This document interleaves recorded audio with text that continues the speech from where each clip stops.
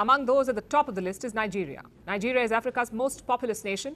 It used to be Africa's biggest economy as well, but it has now slipped to fourth place. This slide is often linked to President Bola Tinubu, his economic policies and his reputation for corruption.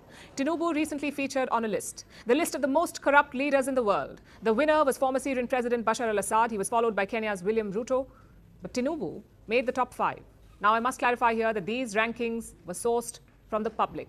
There wasn't a scientific formula involved. It was about public perception, and Tinubu is perceived to be extremely corrupt. So is his government. There are a number of reasons for this. Let me show you some of the latest examples, starting with the government. Nigeria has an anti-corruption agency. It is called the EFCC, the Economic and Financial Crimes Commission. This is Nigeria's watchdog. Its job is to tackle corruption, and technically they are doing that, but at home. Let's show you today's major headline.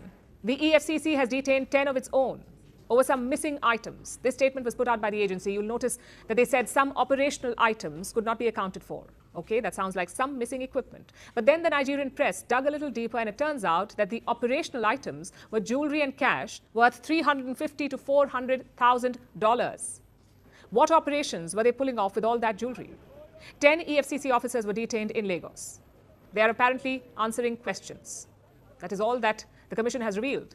They haven't told the public who the corrupt officers are. I know it's innocent until proven guilty, but the very same commission usually does not follow this. They happily share the names of under trials, but suddenly the agency is shy about revealing the names of its own officers. And this has been quite a bad week for them. They were forced to make another announcement on Monday, telling the people that 27 other officers had been dismissed for fraudulent activities and misconduct.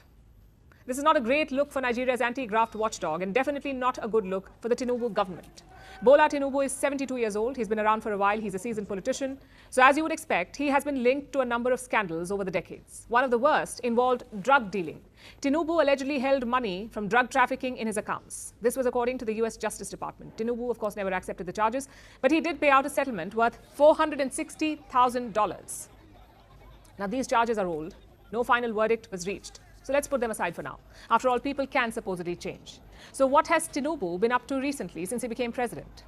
Well, he was caught up in a fake diploma scandal for a while.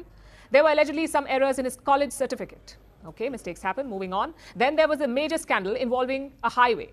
Tinubu issued a $13 billion government contract to a company co-owned by his son.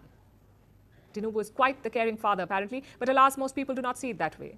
That is why he made it to the top 5 in the Corrupt Person of the Year award. The perception is quite prevalent, and reports say that he is quite vexed. He's even hired American lobbyists to clean up his image. He's reportedly paying them $2.7 million, though I wonder, is he paying from his own pocket or Nigeria's treasury? I suppose we'll find out eventually.